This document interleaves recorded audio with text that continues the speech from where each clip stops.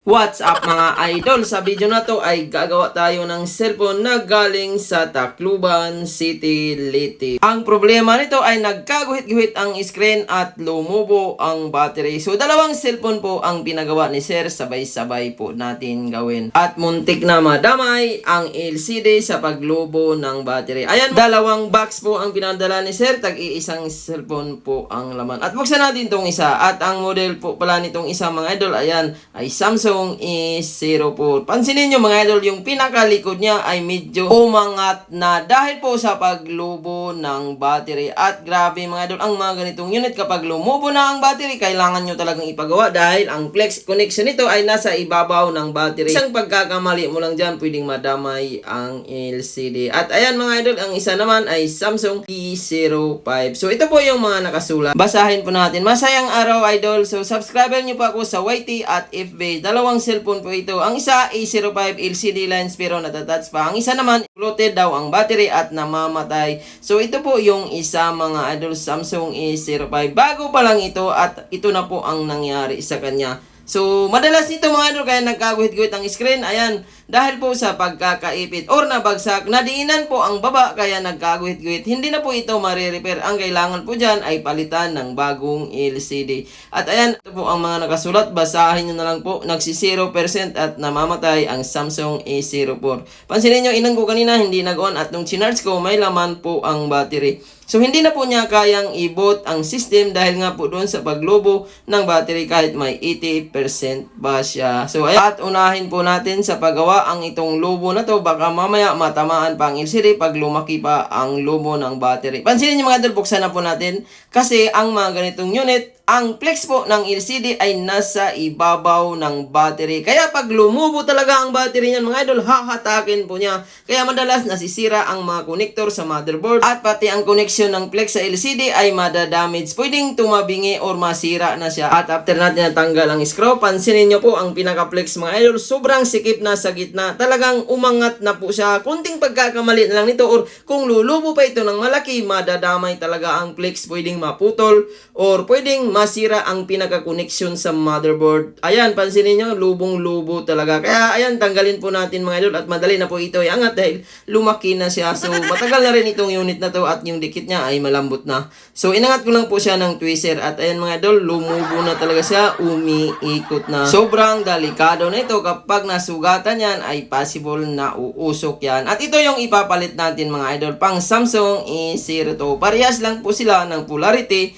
ng battery. Meron silang 5,000 mAh or milliampere.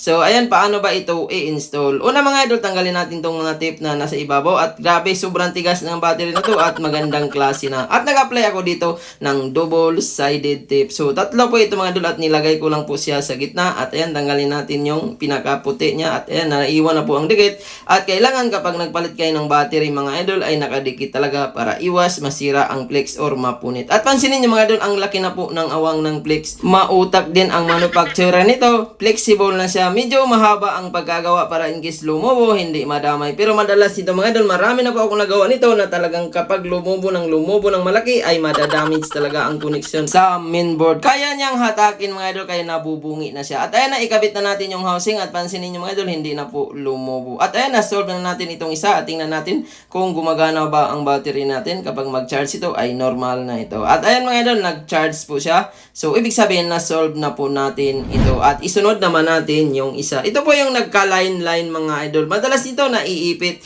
Kaya iwasan nyo maipit ang baba mga idol kasi nandyan po ang flex. So, paano ba ito palitan din ng LCD? Ayan, tanggalin natin yung likod at ayan, i-reheat po natin konti. So, 350 heat temperature kasi ang likod po nito ay plastic. Isang pagkakamali mo dyan, pwedeng malusaw yan at hindi mo na maibalik ng maayos. At gumamit tayo ng pantastas na manipis. At plastic lang yan mga idol. Ayan, flexible din siya. So, kahit anong gamitin mo dyan na pangtastas ay okay lang, wag lang initan. So, ayan, tanggalin natin lahat ng screw at mag-shoutout muna tayo rito. Ayan, sa lahat ng ating viewers na nanonood, shoutout sa inyong lahat. At sa gustong magpa-shoutout, comment po kayo sa video. At ayan, angat na natin yung pinaka-back casing. At una natin iangat ang battery at sunod po natin yung flex. So dalawa ang salpakan po nito, connected sa charging at display LCD. At ito po yung ipapalit natin. Pinakamagandang klase na ito sa lahat po ng LCD na meron tayo. ORIG type na po ito mga idol. At tingnan natin kung malinaw na ba ang ganitong LCD replacement. So salpak natin mga idol ang charging flex at LCD pati ang battery. So pag nagkabit ka ng LCD, kailangan una nyo isalpak ang flex bago ang battery para iwas ma-damage ang motherboard. At ayan, nabuksan na natin. Okay naman po yung LCD. Sobrang soft touch pa siya kahit hindi pa nakakabit. At tingnan natin yan mamaya mga idol kung pitted ba siya masyado kahit replacement na. At ayan, itabi muna natin yan. Tanggalin natin tong baba. Charging flex po yan, connected sa charging mouthpiece speaker. At inita natin yung LCD. 350 heat temperature lang ang ginamit natin para lumambot ang adhesive ng screen. At ayan, nag-apply ako ng metal mga idol dahil napakatigas po ng dikit nitong mga ganitong model kapag tinanggal mo ang LCD. So ayan, angat natin at pansinin nyo mga idol, napakalinis po ng ilalim. Ang mga ganitong unit talaga kapag nagkaguhit-guhit na ay hindi na talaga yan marirepair. Kaya iwasan nyo maipit-ipit ang bandang baba mga idol kasi andyan po kasi ang connection ng flex. Pag nagkamali ka or naipit mo yan ay possible na magkaguhit-guhit. Lahat po ng model mga idol, nandyan po ang connection sa baba. So ayan, pansinin nyo mga idol,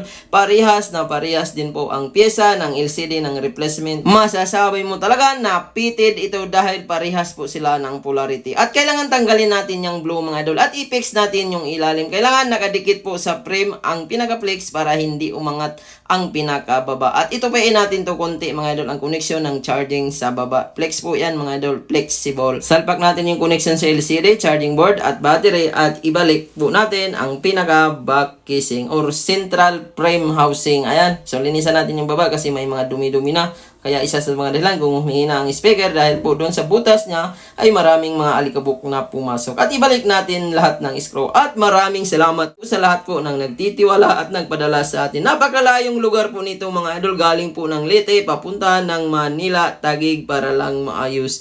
At dahil napanood niya ang ating mga video, so sa mga gustong magpagawa ay mag-PM lang kayo sa ating FB page, Jolfon TV Official New Page. Maraming salamat po. At nag-apply po pala ako ng double-sided tape sa pinakalikod. Maganda ang adhesive sa mga ganitong unit para in case mabasa siya ay hindi basta-basta pumapasok ang pinaka tubig. Parang nakasealed pa rin siya. At ayan, pitted na pitted po mga idol.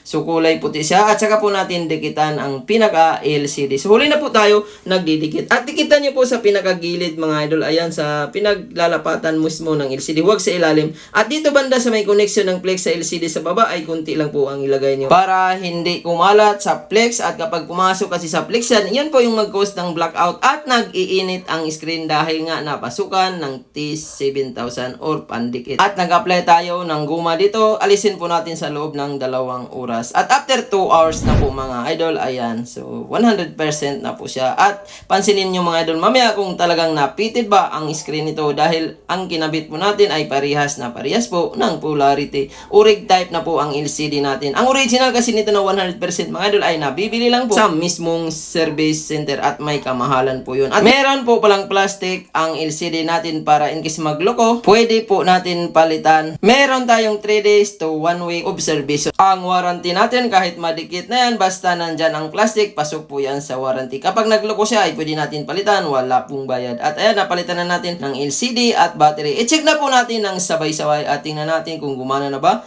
At yung isa mga idol, pansinin nyo po, sobrang linaw talaga ng display. Soft touch din po siya. Pansinin nyo, ayan, pindutin po natin ang keyboard at sobrang lambot po ng keyboard niya. Back to normal na siya. Para na rin siyang original na LCD. Pansinin nyo mga idol, sumusunod siya. At ito namang isa ay na-reformat pala dahil siguro namamatay ang akala. Kailangan i-reformat. So kapag lubo na mga idol ay huwag nyo pong i-reformat ang cellphone dahil nasa battery lang yan. Hindi na niya kayang i-boot ang system kaya po siya nagpapatay-patay dahil lubo na. At napalitan na natin mga idol. So burado na po lahat. Nag-charge naman siya. Normal po ang charging. Wala na pong problema. Solve na po itong isa. At itong isa naman mga idol, pansinin nyo po. Tingnan natin kung pitted pa rin ba na replacement na ang LCD. At pansinin nyo mga idol, nakalubog po sa frame. So ibig sabihin, sobrang pitted po siya at hindi nakikita ang ilaw. At na-solve na po natin. Maraming salamat sa panonood. Huwag kalimutan mag-like, mag-share, mag-subscribe.